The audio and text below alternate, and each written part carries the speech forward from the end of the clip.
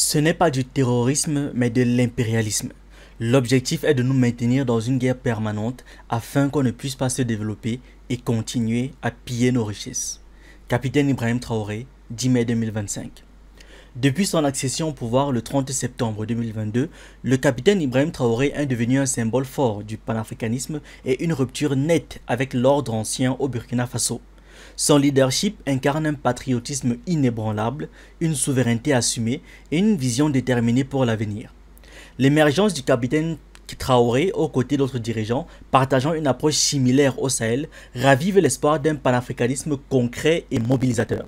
Son engagement résolu fait de lui une figure emblématique, une source d'inspiration pour la jeunesse africaine et un véritable défi lancé à l'impérialisme sur le continent. À travers son action, c'est un chemin inédit qui s'ouvre, non seulement pour les nations africaines post-coloniales, mais pour l'ensemble du monde en quête de justice et de souveraineté. Quelques exemples concrets illustrent cette dynamique. Sous la direction du capitaine Traoré, le gouvernement burkinabé répond de manière proactive aux besoins de la population, démontrant ainsi sa capacité à résoudre efficacement les problèmes quotidiens. Sous sa direction encore, les forces militaires françaises ont été expulsées, tandis que les volontaires pour la défense de la patrie, les VDP, une force populaire à encadrement civil, coopèrent désormais étroitement avec le gouvernement et les forces alliées du Niger et du Mali pour lutter contre les groupes armés terroristes. Par ailleurs, l'État a nationalisé des réserves d'or d'une valeur de 80 millions de dollars US, lancé une raffinerie d'or nationale et procédé à une réduction des salaires dans la fonction publique. L'offensive agricole initiée par le gouvernement Traoré marque un tournant audacieux vers l'autosuffisance. La production agricole a bondi, soutenant une croissance irrégulière estimée entre 4 et 6%. Ces mesures ont non seulement dynamisé l'économie, mais aussi renforcé la confiance du peuple dans la capacité de l'État à répondre à ses besoins fondamentaux. En mars 2025, la première laiterie nationale sous la marque Faso Kosam a été inaugurée, prélude à d'autres unités de production prévues dans tout le pays. Ces initiatives s'inscrivent dans la continuité du projet politique de Thomas Sankara, président assassiné du Burkina Faso entre 1984 et 1987, dont le leadership anti-impérialiste demeure une source d'inspiration majeure. À l'image de Sankara, Ibrahim Traoré fonde son action sur l'autosuffisance, la réforme agraire, la protection de l'environnement, l'émancipation des femmes, l'éducation, la santé publique et l'organisation populaire à travers les comités de défense de la Révolution. Le 4 août 1984, Sankara avait d'ailleurs symboliquement rompu avec le passé colonial en rebaptisant la Haute-Volta du nom du Burkina Faso, terre des hommes intègres.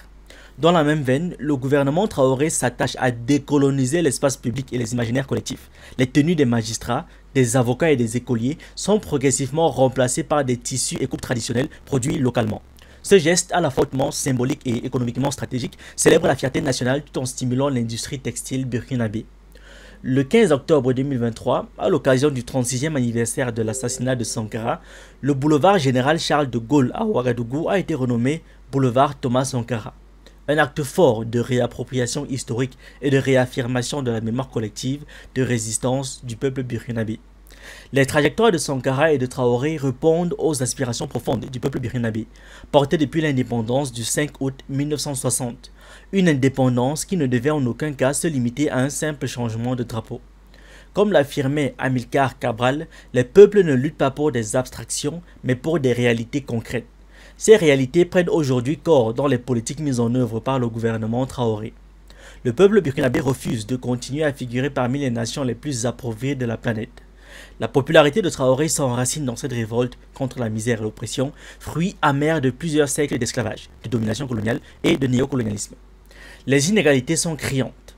Un enfant né au Burkina Faso a 16 fois plus de risques de mourir avant l'âge d'1 an qu'un enfant né en France. Et s'il survit, il vivra en moyenne 20 ans de moins.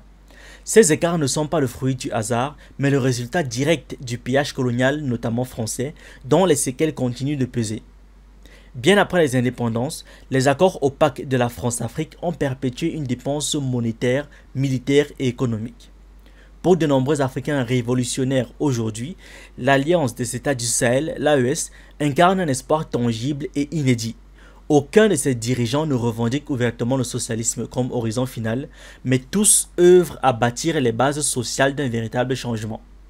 L'AES, et plus particulièrement le Burkina Faso, sous la conduite d'Ibrahim Traoré, représente aujourd'hui à la fois le maillon le plus vulnérable de la chaîne impérialiste en Afrique et la plus grande promesse d'émancipation authentique pour les peuples du continent. Merci d'avoir regardé cette vidéo. N'oubliez pas de liker, de partager et de donner votre avis en commentaire. Vous pouvez aussi nous suivre sur nos différentes plateformes Facebook, YouTube, TikTok et surtout sur le réseau social africain Diba World, disponible sur Android et iOS. Pour ceux qui le souhaitent, vous pouvez aussi rejoindre notre communauté WhatsApp.